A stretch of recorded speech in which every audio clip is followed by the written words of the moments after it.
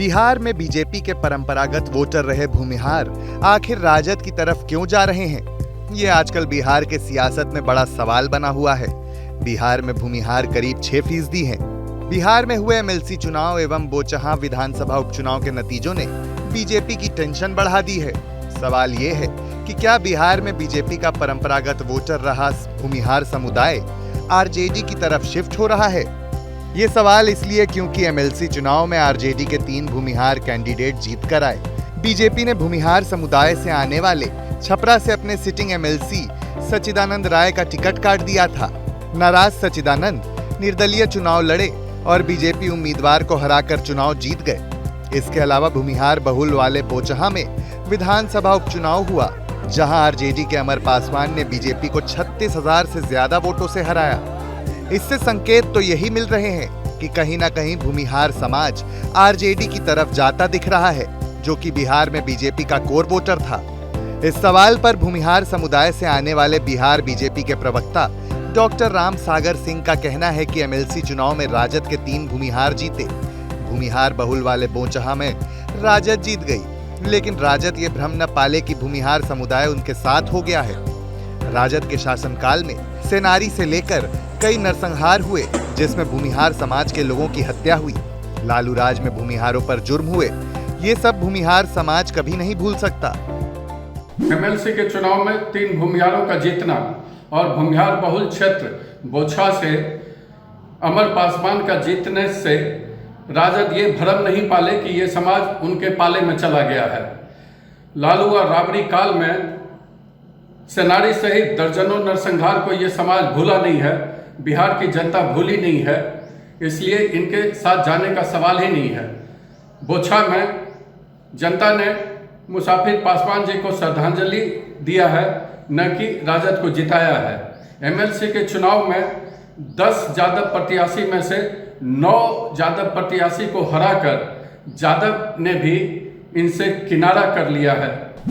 वहीं भूमिहार समाज से आने वाले जदयू के मुख्य प्रवक्ता एवं एमएलसी नीरज कुमार का कहना है कि राजद जातीय मानसिकता की पार्टी है, शुरू से जात पात की सियासत करती रही है, लेकिन सवर्ण समाज कभी राजद के साथ नहीं हो सकता। जाति की बुनियाद पर राजनीति की दिशा तय करने वाली जो जातीय मानसिकता की पार्टी राष्ट्रीय जनता दल रही है। जाति में जन्म लेना एक संयोग होता है, लेकिन कौन किस जाति में जन्म लिया इसके आधार पर अगर चुनावी गणित को कोई तय करता है, तो हम तो राष्ट्रीय जनता दल से यह जानना चाहते हैं। माननीय लालू प्रसाद जी जेल खाने के अंदर में हैं, तो लालू प्रसाद जी के वो बयान कि तबला बजेगा दिन दिन तब एगो पर बैठेगा 3-3, हाथी पड़े पाखी में सियार मारे हुचकी, छतरी के नीचे आज बहना भींगे खड़ी खड़ी।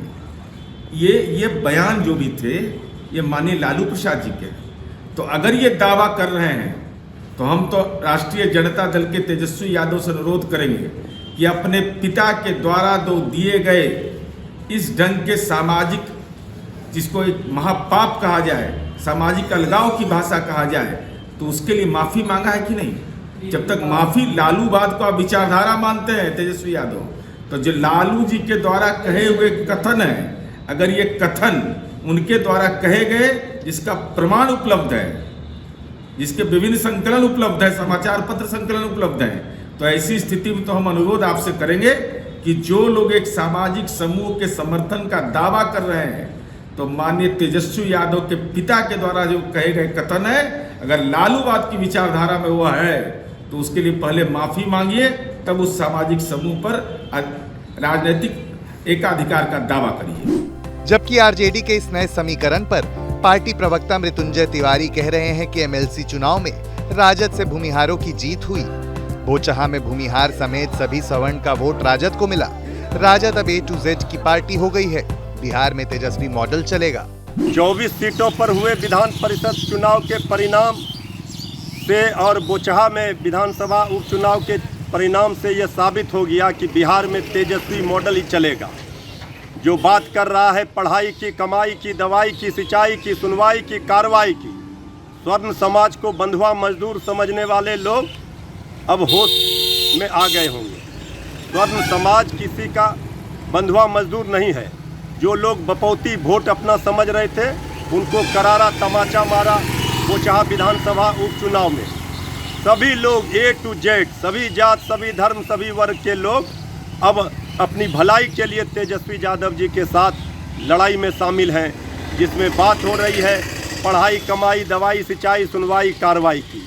इसलिए बिहार में जो लोग कहते थे योगी मॉडल की बात करते थे, बुलडोजर चलाने की बात करते थे, अब योगी मॉडल नहीं तेजस्वी मॉडल चलेगा, जिसमें जेसीबी चलेगा।